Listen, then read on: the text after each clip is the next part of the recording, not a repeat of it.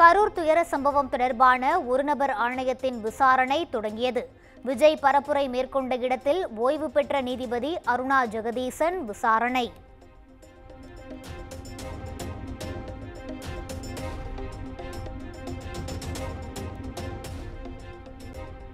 கரூர் விஜய் பரப்புரையில் கூட்டத்தில் இருந்து 39 பேர் இறந்த நிலையிலேயே மருத்துவமனைக்கு கொண்டு வரப்பட்டனர்.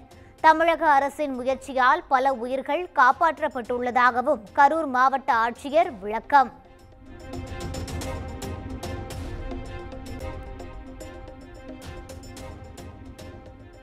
கரூரில் விஜய் பரப்புரைக்கு விதிகளின்படியே பாதுகாப்பு அளிக்கப்பட்டது.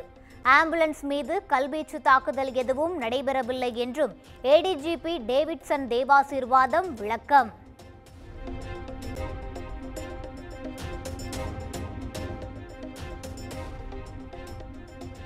கரூர் பரப்புரைக்கு விஜய் தாமதமாக வந்ததால் தொண்டர்கள் மயங்கியதாக ஏடிஜிபி டேவிட்சன் தேவாசீர்வாதம் விளக்கம்.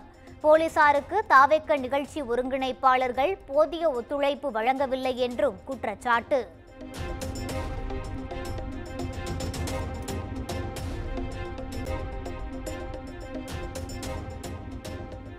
கரூரில் விஜய் பேசும்போது தடையற்ற மின்சாரம் வழங்கப்பட்டது. தொண்டர்கள் மரத்தில் ஏறியதால் சிறிது நேரம் மின்சாரம் தடைப்பட்டதாகவும் மின் வாரிய அதிகாரி விளக்கம்.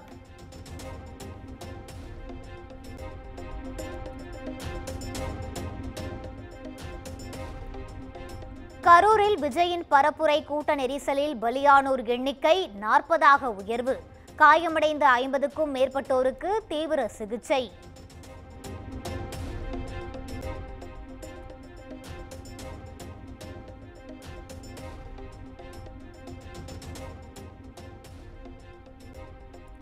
தமிழக வெற்றிக் கழக தலைவர் விஜயின் பரப்புரைக்கு தடை கோரி சென்னை உயர்நீதிமன்றத்தில் வழக்கு.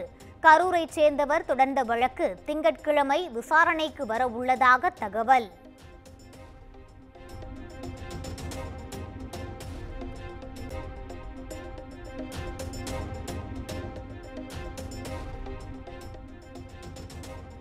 கரூர் துயரச் சம்பவத்தில் உயிரிழந்தவர்களின் குடும்பங்களுக்கு தலா 20 லட்சம் ரூபாய் நிவாரணம். படுகாயமடைந்தவர்களுக்கு தலா 2 லட்சம் ரூபாய் வழங்கப்படும் என தாவேக தலைவர் விஜய் அறிவிப்பு.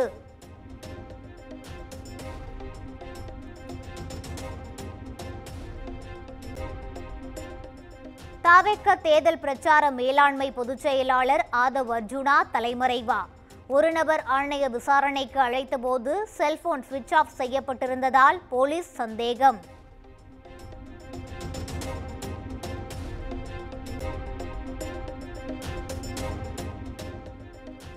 கரூர் துயரச் சம்பவத்தை உயர்நீதிமன்றம் தாமாக முன்வந்து விசாரிக்க வேண்டும்.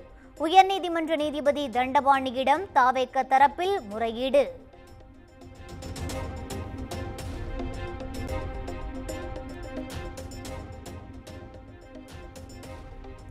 கரூரில் தாவேக தலைவர் விஜய் பிரச்சாரத்தில் பாதுகாப்பு குறைபாடு இருந்ததாக எடப்பாடி பழனிசாமி குற்றச்சாட்டு.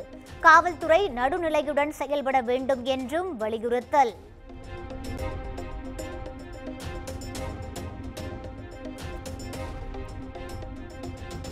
தாவேகவின் மோசமான அரசியலை அதிமுக ஆதரிப்பதாக அமைச்சர் மா சுப்பிரமணியன் குற்றச்சாட்டு.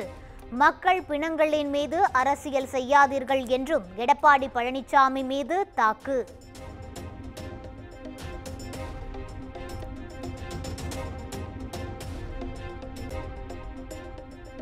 கரூர் துயர சம்பவத்திற்கு தமிழ்நாடு அரசே முழு பொறுப்பு என பாஜக முன்னாள் மாநில தலைவர் அண்ணாமலை குற்றச்சாட்டு. கரூர் மாவட்ட ஆட்சியர், காவல் கண்காணிப்பாளர் ஆகியோரை சஸ்பெண்ட் செய்யவும் வலியுறுத்தல்.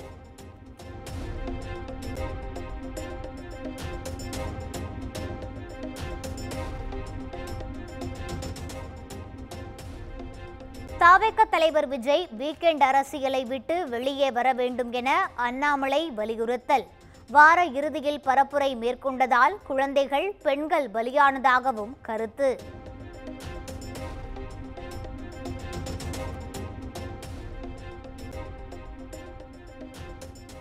கரூர் துயரச் சம்பவம் தொடர்பாக தனிப்படை விசாரணை தொடங்கியது. ஏடிஎஸ்பி பிரேம் ஆனந்த் தலைமையில் 5 ஆய்வாளர்கள் கொண்ட காவலர்கள் விசாரணை.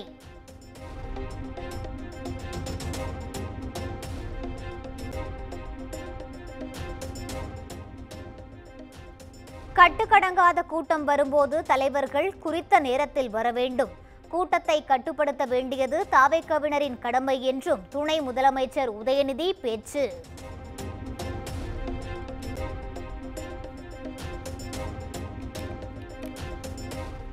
கரூர் கூட்ட நெரிசலில் ஏதோ சதி நடந்திருப்பதாக நயினார் நாகேந்திரன் சந்தேகம். விஜய் பேசுகையில் மைக் வயர்கள் வெட்டி எடுக்கப்பட்டுள்ளதாக குற்றச்சாட்டு.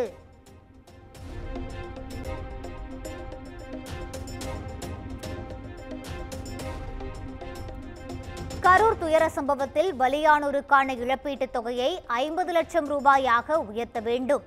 தமிழ்நாடு அரசுக்கு விசிக தலைவர் திருமாவளவன் வலியுறுத்தல்.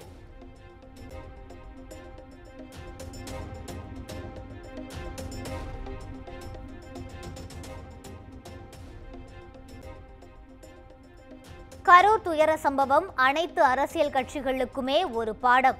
சிகிச்சை பெற்றவர்களை சந்தித்து ஆறுதல் கூறிய பின்னர் டிடிவி தினகரன் பேட்டி.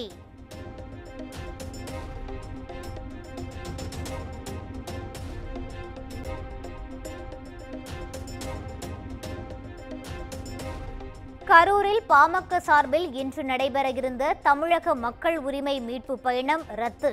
பரப்புரை கூட்டம் நடைபெறும் தேதி பின்னர் வெளியிடப்படும் என அன்புமணி ராமதாஸ் அறிவிப்பு.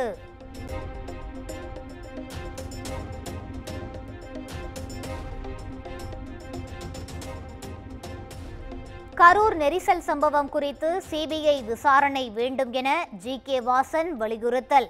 எதிர்க்கட்சித் தலைவர்களின் கூட்டத்திற்கு போதுமான பாதுகாப்பு வழங்குவதில்லை என்றும் குற்றச்சாட்டு.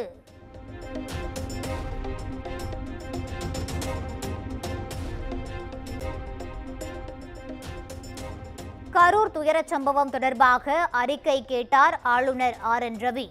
நடந்தது என்ன என்பது குறித்து முதலமைச்சர் மு.க. ஸ்டாலினிடம் அறிக்கை கேட்பு.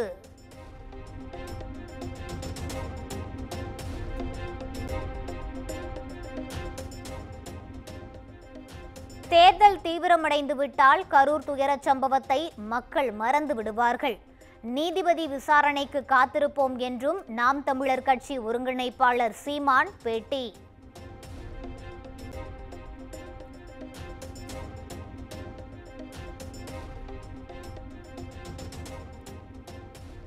விஜய் பிரச்சார கூட்டத்தில் வந்த ஆம்புலன்ஸ்கள் யாருடையது என்று பிரேமலதா விஜயகாந்த் கேள்வி.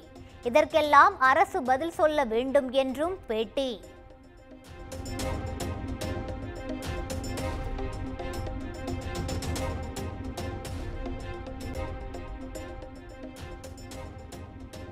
சென்னை நீலாங்கரையில் உள்ள விஜயின் வீட்டை தமிழ் மாணவர் மன்ற இளைஞர்கள் முற்றுகையிட முயற்சி.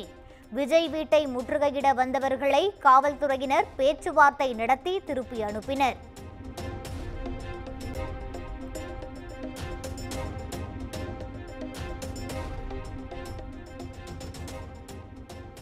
கரூர் கூட்ட நெரிசல் சம்பவத்தில் தாவேக தலைவர் விஜய் கைது செய்யப்பட வாய்ப்பு.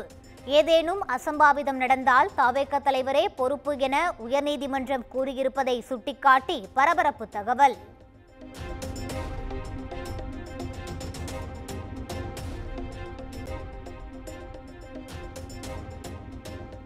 கரூர் துயரச் சம்பவத்தில் உயிரிழந்தவர்களின் குடும்பங்களுக்கு தலா 2 லட்சம் ரூபாய் நிவாரணம். காயமடைந்தவர்களுக்கு தலா 50,000 ரூபாய் நிவாரணம் வழங்கப்படும் என பிரதமர் மோடி அறிவிப்பு.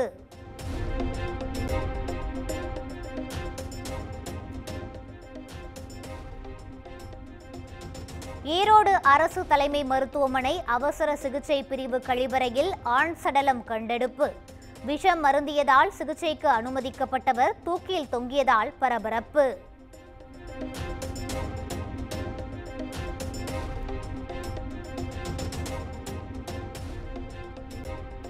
கோவை ஒப்பணக்கார வீதியில் உள்ள வணிக வளாகத்தில் பயங்கர தீ விபத்து. சாலையை சூழ்ந்த கரும்புகையால் பொதுமக்கள் அவதி.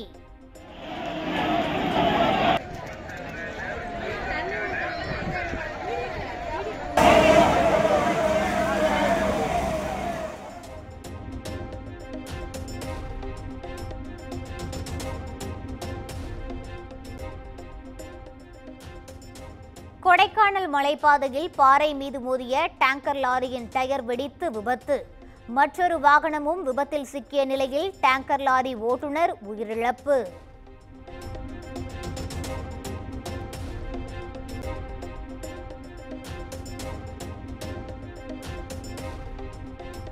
காலாண்டு தேர்வு விடுமுறையால் உதகையில் குவிந்த சுற்றுலா பயணிகள். அரசு தாவரவியல் பூங்கா, ரோஜா பூங்கா, தொட்டபெட்டா மலை சிகரம் உள்ளிட்ட இடங்களை ரசித்து மகிழ்ச்சி.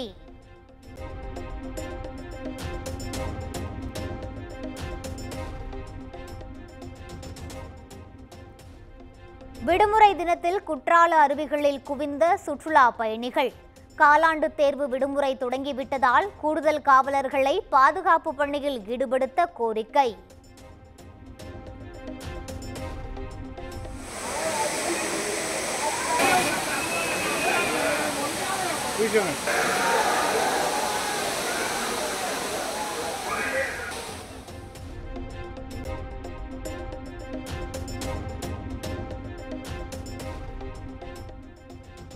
திருவள்ளூர் அருகே தனியார் பேருந்தும் வேனும் நேருக்கு நேர் மோதி விபத்து. படுகாயமடைந்த 28 பேர் திருவள்ளூர் அரசு மருத்துவக் கல்லூரி மருத்துவமனையில் அனுமதி.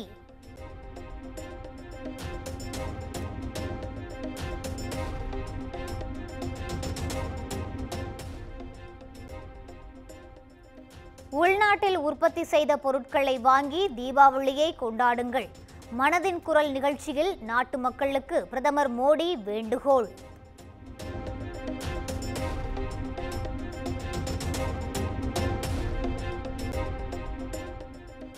காசா மீது இஸ்ரேலின் தரைப்படை மற்றும் விமானப்படை கூட்டாக தாக்குதல்.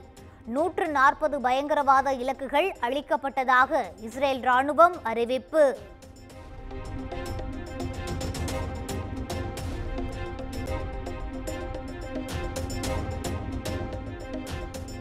நண்பரின் 53 வயதான தாயாரை மணந்த இளைஞர். ஜப்பானில் அரங்கேறிய வினோதம்.